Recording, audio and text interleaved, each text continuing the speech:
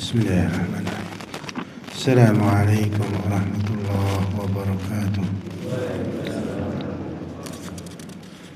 Innal hamdalillah nahmaduhu wa nasta'inuhu wa nastaghfiruh wa natubu ilayhi wa na'udzu billahi min shururi anfusina wa sayyiati a'malina. Man yahdihillahu fahuwal muhtadi ومن يضلل فلن تجد له وليا مرشدا والصلاة والسلام على رسول الله وعلى آله وأصحابه ومن تبعهم بإحسان إلى يوم الدين. وقال جل شأنه وعلا يا أيها الذين آمنوا اتقوا الله حق تقاته ولا تموتن إلا وأنتم مسلمون.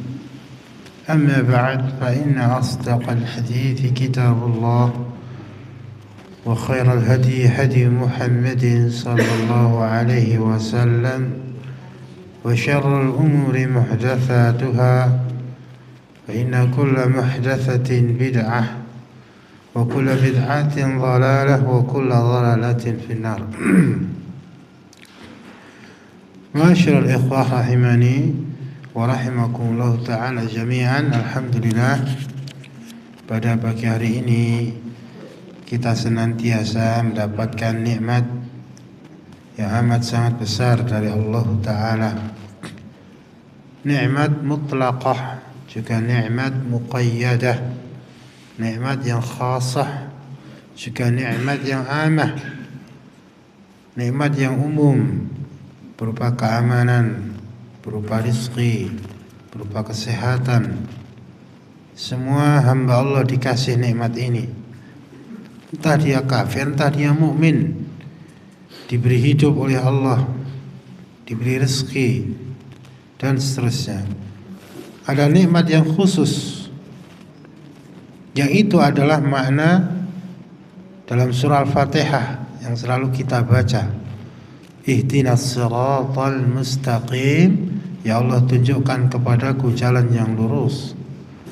Siratal ladzina an'amta alaihim, jalannya orang yang kau beri nikmat. Nikmat di dalam ayat ini nikmat yang khasah, nikmat yang khusus. Bukan nikmat sehat, bukan nikmat rizki, bukan nikmat kaya, bukan. Ya Allah, aku mohon kepadamu jalan yang lurus, jalannya orang-orang yang kau beri nikmat. Kalau nikmat dalam ayat ini maknanya nikmat, ya kan, yang umum, berarti kita minta jalannya Fir'aun. Fir'aun diberi nikmat yang banyak, Qarun diberi nikmat yang banyak. Tetapi nikmat di sini adalah nikmat yang khusus, ya kan? Nikmat iman, nikmat amal saleh, nikmat hidayah, jalannya para nabi, jalannya para sahabat ridwanullahu alaihim jami'an. Maka nikmat yang mutlaqah, nikmat yang khusus ini, yaitu nikmat iman, nikmat amal saleh, nikmat hidayah, hendaklah selalu kita jaga. Kita harus mujahadah, berusaha untuk menjaga keimanan kita, menjaga hidayah yang telah Allah berikan kepada kita. Di antara jalan untuk menguatkan keimanan kita adalah dengan senantiasa rajin talabul ilmi, rajin mempelajari agamanya Allah Ta'ala. Tayyib, ikhwatil ahibba rahimani wa rahimakumullah ta'ala jami'an. Kita bacakan satu hadis pada pagi hari ini, mungkin nanti dengan beberapa faedah. Hadis ini sahih, diriwayatkan oleh Imam Bukhari, Imam Muslim dan yang lainnya. Imam ahli hadis meriwayatkan hadis ini dari sahabat Abu Hamzah Anas bin Malik Al-Ansari radhiyallahu ta'ala anhu qala Rasulullah sallallahu alaihi wasallam, Nabi bersabda, lallahu, sungguh Allah itu afrahu bi taubati abdihi min ahadikum saqata ala ba'irihi wa qad adallahu fi ardhin falah. Kata Nabi, sungguh Allah sangat senang menerima taubat hamba. Allah sangat senang menerima taubat hambanya, melebihi senangnya salah seorang di antara kalian yang kehilangan kendaraannya di tengah perjalanan padang Sahara, kemudian dia menemukan kendaraannya kembali. Dalam satu riwayat, Allahu asyaddu faraha bi taubati 'abdihi hina yatubu ilaihi min ahadikum kana ala rahilatihi bi ardhin falah. Sungguh Allah sangat senang menerima taubat hambanya ketika hamba itu bertaubat kepada Allah, melebihi senangnya salah seorang di antara kalian yang ketika itu dia sedang melakukan perjalanan panjang di sebuah padang Sahara yang sangat panjang. Dia membawa seekor kendaraan unta. Fanfalatat minhu, unta tersebut hilang dari dia, lepas dari dia. Wa 'alaiha ta'amuhu wa syarabuhu fa aysa minha. Sedangkan di atas kendaraan tersebut ada bekal makanan dia, minuman dia. Dalam satu riwayat Bukhari juga, dia sedang istirahat, ada sebuah pohon, istirahat, tidur di situ. Bangun-bangun untanya hilang. Bangun-bangun untanya hilang. Dia cari ke sana kemari, dia kepanasan, dia kehausan. Dia putus asa dari mendapatkan untanya kembali. Kemudian dia balik lagi ke pohon itu. Ya kan? Biarlah saya mati di sini. Tidur lagi di bawah pohon tersebut. Ketika bangun tidur, tiba-tiba untanya telah kembali, lengkap dengan perbekalan perjalanan panjangnya. Saking senangnya orang tersebut, dia berkata, Allahumma anta abdi wa ana rabbuk akhta'a min syiddatil farah. Dia berkata, ya Allah, engkau adalah hambaku dan aku adalah Tuhanmu. Dia salah ucap karena saking bahagianya, saking gembiranya. Kata Nabi, Allah sangat senang menerima taubat hambanya, melebihi senangnya orang tersebut yang tidak jadi mati kekeringan, mendapatkan kembali kendaraannya yang hilang di tengah perjalanan gurun Sahara yang sangat luas. Hadis ini sahih diriwayatkan oleh Imam Bukhari, Imam Muslim dan yang lainnya. Nah, dari satu riwayat ini bisa kita ambil banyak faedah, beberapa faedah yang bisa kita ambil. Faedah yang pertama, itsbatu sifatil farahi lillah wa anna sifatun yaliqu bi jalalihi wa kamalihi. Yang pertama, faedah yang pertama dari hadis ini, Nabi menetapkan Allah memiliki sifat gembira, senang. Dan ingat, akidah seorang muslim adalah mengimani seluruh apa yang Allah tetapkan, mengimani seluruh apa yang ditetapkan Rasulullah SAW. Termasuk dalam masalah yang sangat penting ini, masalah iman kepada Allah, yaitu kita menetapkan nama-nama dan sifat Allah. Rukun iman yang pertama adalah iman kepada Allah. Apa maksud iman kepada Allah? Pertama, iman kepada wujudnya adanya Allah. Kedua, iman kepada rububiyahnya Allah. Allah yang menciptakan, yang menghidupkan, yang mematikan, yang ngasih rezeki, yang mengatur alam semesta, yang menguasai alam semesta. Itu iman kepada rububiyahnya Allah. Iman kepada uluhiyahnya Allah, hanya Allah yang pantas diibadahi. Yang keempat, iman kepada nama dan sifat-sifat Allah. Allah punya nama-nama yang banyak. Allah punya sifat-sifat yang banyak. Sifat yang taliqu bi jalalihi wa kamalihi. Sifat yang sempurna, yang sesuai dengan kemuliaan dan kesempurnaan Allah Subhanahu wa ta'ala. Kita harus mengimani seluruh sifat Allah yang Allah khabarkan dalam Al-Quran, yang Nabi khabarkan dalam sunnah beliau. Kita imani, tidak boleh kita tolak. Tidak boleh kita selewengkan maknanya. Tidak boleh kita menyamakan sifat Allah dengan sifat makhluk. Ya kan? Maka ini dalam kaidah dalam mengimani nama-nama sifat-sifat Allah Ta'ala. Enggak boleh kita ta'til, enggak boleh kita tolak, menolak seluruhnya atau menolak sebagiannya. Kita tetapkan sebagian lalu kita tolak sebagian, atau sekian banyak sifat kita tolak, tidak boleh. Ya kan? Allah sendiri yang menerangkan, Nabi sendiri yang menerangkan Allah punya sifat demikian, demikian, demikian. Allah punya sifat dzatiyah, Allah punya wajah, Allah punya mata, Allah punya tangan. Ya kan? Harus kita imani. Allah punya sifat fi'liyah, Allah melakukan perbuatan ini, ngasih rezeki dan seterusnya. Di antara sifat Allah, Allah punya sifat al-farahu, Allah gembira, Allah senang. Ya kan? Harus kita imani, gak boleh kita tolak, ditakwil, diselewengkan maknanya dengan makna ridha. Allah ridha, Allah punya sifat gembira, Allah punya sifat marah, Allah punya sifat mencintai. Harus kita imani semua, tidak boleh kita tolak. Kita tetapkan sebagian sifat saja, sifat 20 atau 13 yang kita tetapkan. Yang lainnya kemana kita tolak? Karena menurut akal kita itu tidak pantas bagi Allah. Atau kalau kita tetapkan berarti kita menyamakan Allah dengan makhluk. Ya kan? Seseorang yang menolak sifatnya Allah, pertama dia tasbih dulu. Dia punya pendapat, perasaan dia mengatakan, akal dia mengatakan, kalau saya tetapkan sifat ini berarti saya menyamakan Allah dengan makhluk. Pada ayatnya laisa kamitslihi syai'un wa huwas samiul basir. Surah Syura ayat 11. Tidak ada sesuatu apapun yang sama dengan Allah. Hal ta'lamu lahu samiyya, enggak ada yang sama dengan Allah.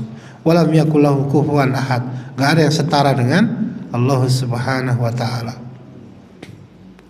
Kalau kita tetapkan sifat gembira, sifat mencintai, sifat marah, sifat berilmu, sifat mendengar, sifat melihat, berarti Allah kayak makhluk dong, kayak manusia. Manusia melihat, manusia mendengar, manusia mencintai, manusia marah, manusia senang. Ya kan? Ini adalah isbat atau ilzam yang salah, yang keliru. Ya kan? Sama nama itu belum tentu sama hakikatnya. Sama nama belum tentu sama hakikatnya. Sama-sama memiliki sifat wajah. Ya kan? Di antara makhluk itu udah beda. Wajah kamu sama wajahnya monyet udah lain. Sama-sama wajah. Ya kan? Apalagi sifatnya Allah dengan sifatnya makhluk, jauh berbeda. Marahnya Allah beda dengan marahnya hamba, senangnya Allah beda dengan senangnya hamba, mencintainya Allah beda dengan mencintainya manusia. Kalau kita menetapkan sifat Allah, Allah punya sifat gembira, Allah punya sifat mencintai, Allah punya sifat marah, Allah punya sifat melihat, mendengar dan seterusnya, bukan berarti kita menyamakan Allah dengan makhluk. Laisa kamitslihi syai'un wa huwas samiul basir. Tidak ada yang serupa dengan Allah. Allah memiliki sifat berilmu, manusia punya sifat berilmu. Ilmunya Allah beda jauh dengan ilmunya makhluk. Ilmu manusia sangat terbatas. Dimulai dari kebodohan, tidak tahu belajar dulu baru pinter. Pinter nanti nggak dimurojaah jadi lupa lagi. Tua dia pikun, pelupa dia. Ilmunya Allah muhitun bi kulli syai', meliputi segala sesuatu. Allah mengetahui segala sesuatu. Maha mendengarnya Allah beda dengan mendengarnya manusia. Ya kan? Sini sama di sawah sana manusia udah nggak dengar. Allah yang berada di atas ars mendengar ucapan wanita yang mengadukan masalahnya kepada Nabi. Qad sami'a Allahu qawla allati tujadiluka fi zawjiha wa tashtaki ila Allah, dan seterusnya. Ya kan? Allah mendengar ucapan wanita yang mengadu kepada Nabi, mengadukan masalah urusan rumah tangga dia. Ini kaidah penting. Wah, seluruh sifat Allah, entah itu sifat dzatiyah, sifat fi'liyah, harus kita imani. Ya kan? Harus kita imani. Imanu wujudin laisa imanu kaifiyatin. Kita imani seluruh sifatnya Allah dan kita tidak menanyakan bagaimana hakikat sifatnya Allah. Bila takyif, gak boleh kita bayangkan seperti ini wajahnya Allah, seperti ini tangannya Allah. Wah, wajahnya Allah kayak matahari. Akan keliru. Ingat, laisa kamitslihi syai'un wa huwas samiul basir. Gak ada yang serupa dengan Allah Subhanahu wa ta'ala. Imam Malik ketika ditanya tentang sifat istiwa, Allah berada di atas arsy, dia menjawab, ya kan, al-istiwa'u ma'lumun. Berada di atas arsy itu maklum. Bahasa istiwa, istiwa'u ala itu maklum, artinya diketahui, ya kan, berada di atas arsy, ya kan. Akan tetapi wal kaifu majhulun, bagaimana beradanya Allah di atas arsy itu tidak ada yang tahu, hanya Allah yang tahu, kan demikian. Allah enggak menerangkan bagaimananya Allah di atas arsy, kaifahnya Allah di atas arsy. Allah enggak terangkan dalam Al-Qur'an, Nabi enggak terangkan dalam hadis, kita enggak tahu, ya kan? Wassu'alu anhu bid'ah. Bertanya tentang bagaimananya Allah di atas arsy itu bid'ah. Enggak pernah ditanyakan para sahabat kepada Nabi. Para sahabat langsung mengimani, iya, Allah berada di atas arsy, di atas seluruh makhluknya. Itulah akidahnya para sahabat. Sampai budak yang kerjanya menggembalakan kambing di lembah-lembah tahu bahwa Allah itu berada di atas arsy, di atas seluruh makhluknya. Aneh sekarang orang-orang yang ngaku pinter-pinter mengingkari sifat istiwanya Allah di atas arsy. Antum belajar kitab akidah yang manapun, ya kan, akidahnya para ulama yang mengikuti Nabi dan para sahabat dan tabi'in, mereka menerangkan bahwa Allah itu berada di atas arsy. Bukan Allah bingung di mana ya Allah. Allah itu enggak di depan, enggak di belakang, enggak di atas, enggak di bawah, enggak di kanan, enggak di kiri. Lah Allah di mana? Enggak tahu. Aneh, ya kan? Zaman dulu budak yang kerjanya angon wedhus, ya kan? Di lembah-lembah dia tahu, padahal jauh dari majelisnya Nabi, dia tahu Allah berada di atas arsy. Kan? Ini menunjukkan, kata Syekh Jamil Zainu, bahwa akidah tersebut merupakan akidah yang jelas-jelas diketahui ketika itu. Sampai seluruh lapisan masyarakat tahu, ya kan? Sampai budak yang kerjanya menggembalakan kambing di lembah-lembah tahu akidah ini, apalagi sahabat-sahabat senior, apalagi tabi'in ketika itu, ya kan? Mereka tahu akidah ini. Allah berada di atas arsy-Nya. Wal kaifu majhulun, tetapi bagaimananya Allah di atas arsy kita enggak tahu. Karena Allah enggak kasih tahu, Nabi enggak kasih tahu, kan demikian. Wal imanu bihi wajibun, beriman tentang beradanya Allah di atas arsy-Nya ini wajib. Wajib. Sampai Muawiyah bin Abil Hakam, dia punya budak wanita yang menghilangkan satu kambingnya, ditampar oleh beliau, lalu dia menyesal akan dimerdekakan budak ini, tapi lapor dulu sama Nabi. Kata Nabi, itini biha, datangkan dulu budakmu itu. Ditanya, aina Allah, di mana Allah? Dia menjawab, Allah fis sama, Allah berada di atas langit. Baru Nabi mengatakan, atiqha fa innaha mu'minah, merdekakan budakmu karena dia mukminah. Kata Syekh Jamil Zainu, Nabi menghukumi budak ini mukminah, beriman, karena budak ini bisa menjawab pertanyaan Nabi, di mana Allah? Yaitu Allah di atas langit. Seandainya budak ini nggak bisa jawab, waduh, nggak tahu ya Allah nggak di mana-mana, nggak di atas, nggak di bawah, nggak di depan, nggak di belakang, nggak di kanan, ya pokoknya nggak tahu, ya kan? Maka Nabi tidak akan menghukumi budak ini sebagai budak yang mukminah, budak yang beriman. Nabi menghukumi budak ini beriman karena dia bisa menjawab pertanyaan Nabi. Aina Allah, di mana Allah? Allahu fis sama. Di mana Allah? Allah berada di atas langit. Lalu dihukumi Nabi, budak ini mukminah. Wa man ana, dan siapa aku? Anta Rasulullah, engkau adalah Rasulnya Allah Subhanahu wa ta'ala. Jadi ini kaidah penting, ikhwah. Kita harus mengimani, membetulkan, percaya, membenarkan seluruh apa yang Allah sampaikan, seluruh apa yang disampaikan oleh Rasulullah SAW. Jangan kita menolak satu firman Allah, menolak satu sabda Nabi. Biasanya yang sering ditolak dalam masalah nama dan sifat Allah. Surah Az-Zumar ayat 30, dulu orang musyrik mengingkari nama Ar-Rahman. Wa hum yakfuruna bir-Rahman. Mereka tidak mau menerima nama Ar-Rahman. Allah punya nama Ar-Rahman, diingkari orang-orang Quraisy. Jadi orang yang menolak satu nama atau menolak sifatnya Allah itu mengikuti kelakuannya orang-orang Quraisy ketika itu, orang-orang musyrik ketika itu. Wa hum yakfuruna bir-Rahman. Mereka mengingkari nama Ar-Rahman. Demikian. Kita sebagai orang yang mengaku beriman harus percaya, mengimani, membenarkan firman Allah. Ya kan? Allah bilang A, kamu gak percaya. Allah bilang B, kamu gak percaya. Nabi bilang begini, kamu gak percaya. Ya kan? Sampai ada yang mengatakan orang yang mu'attilah menolak sifatnya Allah itu sebenarnya menyembah siapa? Allah terangkan punya sifat ini diingkari, punya sifat ini ditolak, punya sifat ini tidak ditakwil, ditolak, ya kan? Wa hum ya'buduna adaman. Seolah-olah mereka ini menyembah sesuatu yang tidak ada. Allah terangkan sendiri sifatku begini, begini, begini. Nabi terangkan sifat Allah begini, begini, begini, ditolak, diingkari. Allah punya tangan, Allah nggak punya tangan. Tangan artinya kuwah, kekuatan. Allah punya wajah, Allah nggak punya wajah. Wajah artinya kemuliaan. Ya kan? Semua diingkari. Siapa yang mereka ibadahi itu? Ingat, Ahlus Sunnah wal Jamaah mengimani, menetapkan, membenarkan seluruh sifat yang Allah terangkan dalam Al-Quran, seluruh sifat Allah yang terangkan Nabi dalam hadis-hadisnya yang sahih. Di antara di sini sifat gembira. Nah,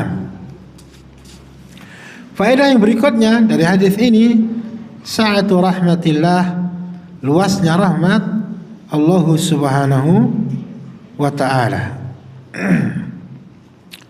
Rahmat Allah sangat luas. Di antara bentuk rahmat Allah Subhanahu wa ta'ala, Allah senantiasa menerima taubat hambanya. Bahkan Allah sangat senang menerima taubat seorang hamba, melebihi senangnya seseorang yang menemukan kembali kendaraannya yang hilang di tengah perjalanan gurun Sahara yang sangat luas, sangat panjang. Ini rahmat, luasnya rahmat Allah Subhanahu wa ta'ala. Ya kan? Imam Nawawi dalam kitab Riyadhus Shalihin nulis bab yang kedua, bab taubah. Dia menyampaikan banyak hadis yang menerangkan tentang masalah taubat. Jadi Allah senantiasa menunggu taubat hambanya. Orang yang berbuat salah di waktu malam, ya kan? Orang yang berbuat salah di waktu siang, Allah senantiasa membentangkan tangannya untuk menerima taubat hambanya tersebut. Rahmat Allah sangat luas. Seandainya dosa engkau setinggi langit, ananas sama, kemudian engkau taubat dengan sebenar-benar taubat, maka Allah akan ampuni. Seandainya dosamu sepenuh bumi, engkau taubat yang nasuh atau taubat yang betul, yang benar, ya kan? Maka Allah akan berikan ampunan sepenuh bumi juga. Tapi taubat yang nasuha, taubat yang sebenarnya taubat, menyesal lalu meninggalkan dosa tersebut, tidak mengulanginya, bertekad untuk tidak mengulangi dosa yang dia lakukan tersebut, maka Allah hapus semua sudah.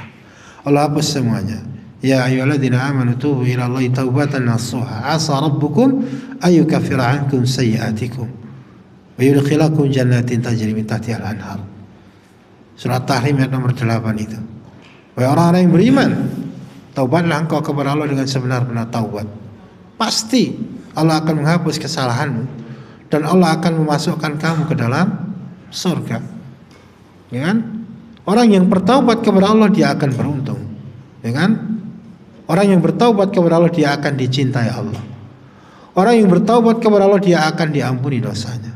Orang yang bertaubat kepada Allah dia akan dimasukkan surganya Allah Ta'ala. Itulah luasnya rahmat Allah Subhanahu wa ta'ala. Seorang hamba berbuat salah siang malam, ya kan? Tetapi ketika dia bertaubat 5 menit misalnya, taubat yang nasuha, dihapus seluruh kesalahannya. Allah punya nama Al-Ghafur, Al-Ghaffar, At-Tawwab, Al-Afu, yang memiliki makna maha menerima taubat hambanya, maha pengampun, maha pengasih, maha penyayang. Itulah Tuhan kita, kan? Maha pengampun, maha pengasih, maha penyayang. Kalau ada seorang hamba sampai diazab Allah karena memang hamba tersebut yang keterlaluan, ya kan? Diberi kesempatan untuk bertaubat tapi tidak mau bertaubat, Allah akan menerima taubat hamba ma lam yugharghir, selama nyawa belum sampai di kerongkongan, ya kan? Jangan sampai datang waktu tersebut yugharghir, nyawa sudah sampai di kerongkongan lalu baru sadar bertaubat kayak Fir'aun, ya kan? Udah mau mati tenggelam baru beriman, dan itu tidak diterima oleh Allah Subhanahu wa ta'ala. Rahmat Allah sangat luas. Di antara bentuk rahmatnya Allah ta'ala, Allah mengampuni taubat seorang, Allah mengampuni dosa seorang hamba ketika dia bertaubat. Bahkan Allah sangat mencintai dia. Innallaha yuhibbut tawwabin wa yuhibbul mutatahhirin. Allah sangat senang menerima taubat hamba. Allah sangat mencintai orang yang banyak taubat. Di antara luasnya rahmat Allah, Allah memaafkan kesalahan orang yang berbuat salah tanpa sengaja. Bayangkan orang ini mengucapkan ucapan yang sangat kufur, melebihi kufurnya ucapan Fir'aun. Apa kata Fir'aun? Faqala ana rabbukumul a'la. Dia mengatakan, aku inilah Tuhanmu yang maha tinggi. Ini Fir'aun, ucapan kufurnya Fir'aun. Ini dengan sengaja, dengan terang-terangan Fir'aun mengatakan, ana rabbukumul a'la, aku Tuhanmu yang maha tinggi. Ya kan? Orang ini ucapannya lebih kufur lagi. Gimana ucapannya? Saking senangnya menemukan kembali untanya yang di situ ada makanan, dia bekal makanan, bekal minuman dan yang lainnya. Saking senangnya dia sampai salah ucap, Allahumma anta abdi wa ana rabbuk. Ya kan? Ya Allah, engkau hambaku, aku Tuhanmu. Gimana coba? Engkau hambaku, aku Tuhanmu. Bayangkan ucapan yang lebih kufur dari ucapannya Fir'aun. Kalau Fir'aun mengatakan kepada Bani Israel, mengatakan kepada anak buahnya, ana rabbukumul a'la, aku Tuhanmu, Tuhan kalian yang maha tinggi. Orang ini malah kebalik, ya kan? Ya Allah, engkau hambaku, aku Tuhanmu. Tetapi Allah memaafkan dia. Allah tidak menghukum dia karena dia tidak sengaja, ya kan, melakukan kesalahan tanpa sengaja. Masya Allah, maha luasnya rahmat Allah Subhanahu wa ta'ala. Mengampuni, Allah memaafkan kesalahan orang yang tanpa sengaja. Coba kamu kerja di pabrik, buat kesalahan walaupun tanpa sengaja, pabrik kobong, kowe dikapake, ya kan? Enggak sengaja kok saya bakar ini. Wis sengaja ra sengaja ya kowe dikerangkeng. Nek perlu didenda omahmu disita kabeh. Padahal kamu enggak sengaja, kan demikian. Allah maha luas rahmatnya. Allah memaafkan kesalahan orang yang tanpa sengaja. Di antara faedah ini juga ada mu'akhadah fil khata'i ghairil mu'tamad. Nanti dibahas di dalam fikih itu, kalau orang bikin kesalahan tapi betul-betul tanpa sengaja, bukan karena ceroboh, bukan karena kelalaian, nanti dibahas hukumnya itu. Tidak harus kena hukuman yang seperti biasanya. Antum nyetir sudah hati-hati, bawa mobil, tiba-tiba ada orang sepeda motor nyelonong di depan antum. Bisa ngerem? Gak bisa. Tabrak jedar mati. Gimana?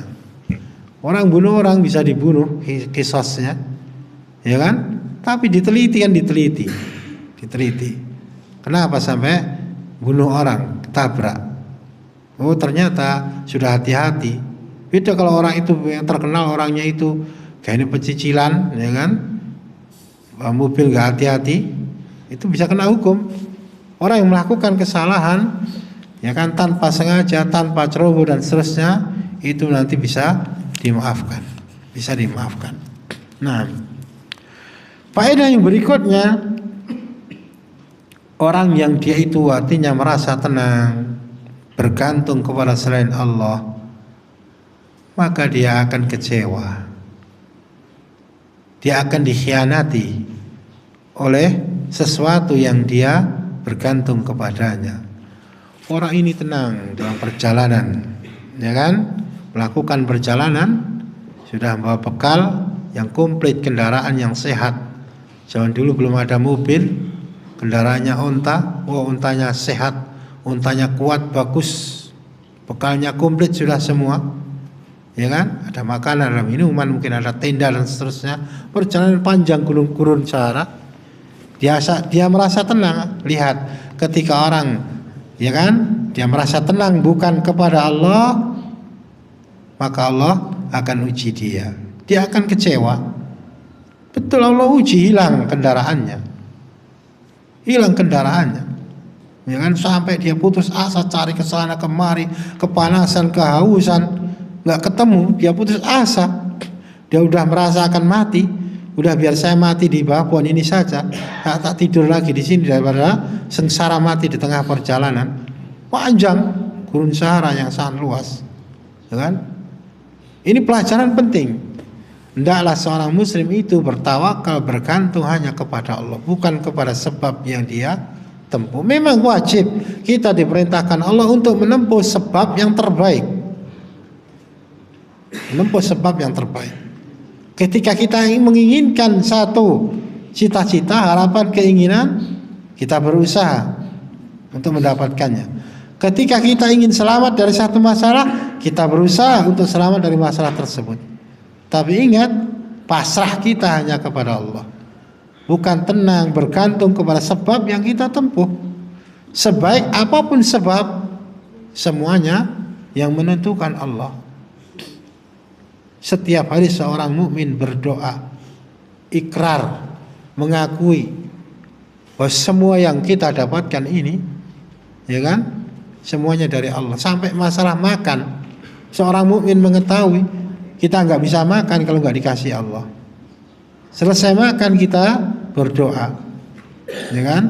Antum sehari makan 3 kali. Selesai makan kita berdoa, Alhamdulillahilladzi at'amani hadza wa razaqanihi min ghairi haulin minni wala quwwah. Segala puji milik Allah yang telah memberi makan aku dengan makanan ini, memberi rezeki aku dengan makanan ini dengan tanpa daya dan kekuatan dariku.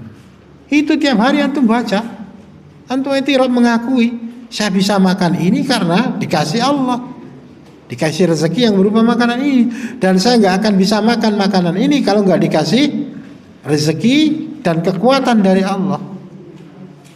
Apalagi perkara yang lainnya, antum punya ini, semuanya yang ngasih Allah Ta'ala, ya kan? Jangan seperti Qarun, kaya raya lupa daratan, mengingkari nikmatnya Allah. Lana hadhihi innama utituhu ala ilmin indi. Fir'aun mengatakan ketika dikasih kekayaan, lana hadhihi, memang ini pantas untuk saya, ini usaha saya. Qarun mengatakan innama utituhu ala ilmin indi, saya kaya raya karena kepandaianku, kepintaranku. Seorang mukmin mengakui semuanya yang ngasih Allah Ta'ala, sehingga dia betul-betul bergantung kepada Allah. Ketika Anda ini bergantung kepada selain Allah, Anda akan kecewa. Bergantung kepada atasan, bergantung kepada, ya kan, teman, Anda akan kecewa. Bergantunglah kepada Allah Ta'ala, berserah dirilah kepada Allah, serahkan semua urusan kepada Allah Subhanahu wa Ta'ala. Antum bergantung kepada anak-anak antum akan kecewa, ya kan? Jangan bergantung kepada makhluk. Berserah dirilah, pasrahlah, bergantunglah kepada Allah Ta'ala, ya kan? Ada zikir pagi sore itu dibaca 7 kali itu. Hasbiyallahu la ilaha illa huwa alaihi tawakkaltu wa huwa rabbul arsyil azim. Dibaca 7 kali pagi sore, maka Allah akan mencukupi kamu, ya kan? Dan ingat, siapa yang bertawakal, bergantung hanya kepada Allah, wa may yatawakkal 'ala Allah fa huwa hasbuh. Siapa yang bertawakal kepada Allah, Allah akan mencukupi dia. Allah yang akan mencukupi dia. Nah, kita tambah faedah yang berikutnya, al-istislamu li amri la khairun wa barakatun. Berserah diri kepada perkara Allah itu kebaikan dan barakah. Kebaikan dan barakah. Lihat orang ini, dia sudah putus asa, mencari kesana kemari, kendaraannya nggak ketemu, mati dia. Dia merasa akan mati, udah nggak bisa bertahan hidup, ya kan? Dalam kondisi seperti itu dia tahu, ya kan, berserah diri kepada Allah itu jalan yang terbaik. Akhirnya dia berserah diri kepada Allah, sudah, saya tak tidur di bawah pohon ini, ya kan, semuanya Allah yang terserah Allah Ta'ala. Kalau saya harus mati, ya mati di bawah pohon ini, gak mengapa. Ketika seseorang berserah diri kepada Allah, Allah berikan solusi jalan keluar. Bangun tidur tiba-tiba ontanya udah kembali lagi, komplit dengan bekalnya, tidak hilang. Masya Allah. Ini pelajaran ketika kita berserah diri kepada Allah. Tugas kita berusaha, setelah itu serahkan semua urusan kepada Allah. Itu khairun wa barakatun, merupakan kebaikan dan barakah. Tugas manusia berusaha, lalu berdoa, setelah itu berserah diri kepada Allah Subhanahu wa ta'ala. Pilihan Allah yang terbaik. Apapun yang Allah berikan, kau harus redha, ya kan? Apapun yang Allah berikan, kau harus redha. Di pagi hari kita berzikir, raditu billahi rabba wa bil islami dina wa bi Muhammadin sallallahu alaihi wasallam nabiyya. Dibaca 3 kali waktu pagi, 3 kali waktu sore. Apa maksud raditu billahi rabba? Di antara makna raditu billahi rabba, aku redha Allah sebagai Tuhanku, maknanya aku akan redha menerima apapun yang Allah berikan kepadaku. Itu diantara konsekuensi raditu billahi rabba, ya kan? Kalau engkau mengakui Allah itu Tuhanmu, yang mengatur hidupmu, yang menguasai hidupmu, Allah yang paling tahu mana yang maslahat untuk hidupmu, maka apapun yang Allah berikan kepada engkau, engkau harus redha, engkau harus terima dengan senang hati. Mungkin itu sakit, ya kan? Mungkin itu kemiskinan, engkau harus redha. Itu yang terbaik untuk kamu, ya kan? Berserah diri kepada Allah, berserah diri, senang dengan pilihan Allah, redha dengan pilihan Allah, itu khairun wa barakatun, kebaikan dan barakah, kebaikan yang sangat banyak. Karena Allah yang paling tahu mana yang terbaik untuk diri kita. Nah, kita tambah satu faedah. Naam, al-hadzu ala muhasabatin nafsi. Dalam hadis ini ada isyarat, ikhwan, ada faedah, ada isyarat agar kita muhasabah terhadap diri kita sendiri. Hidup ini perjalanan panjang seperti orang tersebut. Kita hidup di dunia ini melakukan perjalanan panjang seperti orang yang melakukan perjalanan tersebut. Dia perlu bekal, dia kan, bawa kendaraan yang sehat, bekal yang komplit, karena melakukan perjalanan yang panjang. Demikian juga manusia. Hakikatnya kita ini sedang melakukan perjalanan panjang menuju ke akhirat nanti. Kalau orang pergi di dunia bekalnya jelas. Orang itu bawa onta, bawa makanan, bawa minuman. Kalau sekarang ya kita pergi jauh naik bis ya bawa duit yang banyak. Demikian. Biar gak sengsara di tengah perjalanan. Anak-anak mau camping di gunung 2 hari 2 malam, bekalnya komplit. Di bawah itu tas penuh dengan bekal. Ada supermie, ada galon, ada, ya kan, macam-macam. Ada beras. Karena dia nggak mau sengsara di gunung tersebut. Hanya nginep 2 malam. Dia nggak mau sengsara di sana, kelaparan, kedinginan, sakit, nggak mau sengsara. Kita ini sedang melakukan perjalanan panjang untuk hidup selama-lamanya di akhirat. Kita nggak mau sengsara di akhirat. Kalau bekal di dunia ini uang yang banyak, kalau perjalanan, bekal menuju akhirat yang terbaik adalah takwa.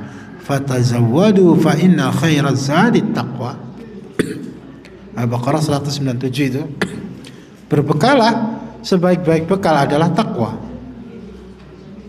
Surah Al-Hasyr ayat 18, perintah muhasabah diapit dengan 2 perintah takwa. Ya ayyuhalladzina amanu taqullaha wal tanzur nafsun ma qaddamat lighad wattaqullah. Wahai orang yang beriman, bertakwalah kepada Allah. Hendaklah setiap jiwa memperhatikan apa yang sudah dia siapkan, apa yang sudah dia amalkan untuk hari esok, yaitu akhirat. Wattaqullah, diperintah lagi, bertakwalah kalian kepada Allah. Takwa, perintah berbekal, perintah takwa lagi. Di sini ada isyarat bahwa bekal terbaik bagi seorang hamba adalah takwa. bekal terbaik bagi seorang hamba adalah takwa. Kata Syekh Abdurrahman As-Sa'di, takwa adalah bekal yang terbaik, bekal yang manfaatnya akan dirasakan hamba di dunia sampai di akhirat. Di perjalanan dia tidak akan sengsara, sampai di tempat tujuan di akhirat dia tidak akan sengsara karena berbekal dengan takwa. Di dunia sudah dia tidak akan sengsara, ya kan? Wa may yattaqillaha yaj'al lahu makhraja yaj'al lahu min amrihi yusra wa yarzuqhu min haitsu la yahtasib. At-Talaq itu ayat 2-5. Siapa yang bertakwa akan dikasih solusi jalan keluar. Perkaramu akan dimudahkan Allah. Kalau kamu hidup ini sulit, urusan kamu bulat kayak bola jundet, nggak jelas ujung pangkalnya, kita harus introspeksi diri. Mungkin karena kita tidak kurang takwanya kepada Allah Ta'ala, masih banyak melakukan pelanggaran, masih banyak meninggalkan kewajiban. Wajar uripmu ruwet. Jangan salahkan siapa-siapa, salahkan diri sendiri. Karena janji Allah jelas, wa may yattaqillaha yaj'al lahu min amrihi yusra yaj'al lahu makhraja. Siapa yang bertakwa urusannya dimudahkan Allah. Lah kalau urusan kita sulit, padahal ayatnya siapa yang takwa urusannya dimudahkan. Lah kalau urusanmu jadi ruwet, kita salahkan diri kita sendiri. Kurang takwa kita kepada Allah Ta'ala. Siapa yang berbekal takwa, dia akan diberi kebahagiaan dalam perjalanan, kebahagiaan ketika sampai, ya kan, di tempat tujuan. Tujuan kita adalah akhirat. Perjalanan kita panjang di dunia. Setelah itu mati di alam kubur, menunggu hari kiamat. Setelah hari kiamat kita dibangunkan, dihidupkan, masih panjang lagi. Menunggu di mahsyar beribu-ribu tahun, bayangkan panjang perjalanan kita itu. Nah kalau kita nggak berbekal, jadi apa kita di tengah perjalanan kita? Kita menanti di mahsyar tudra syamsu qadra mil, dipendekkan matahari 1 mil, dengan ribuan tahun kita menanti di sana. Kalau kita nggak bekal takwa, jadi apa kita? Kita di alam kubur sudah lama, ya kan? Nanti di alam kubur dia mendapatkan nikmat atau siksa tergantung takwa dia. Maka bekal terbaik adalah takwa. Fatazawwadu fa inna khairaz zadi taqwa. Menjalankan kewajiban yang Allah wajibkan, menjauhi apa yang diharamkan Allah Subhanahu wa taala. Hadza wallahu taala a'lam bissawab. Naktafi lahuna. Akhiru da'wana alhamdulillahirabbil alamin. Assalamualaikum warahmatullahi wabarakatuh.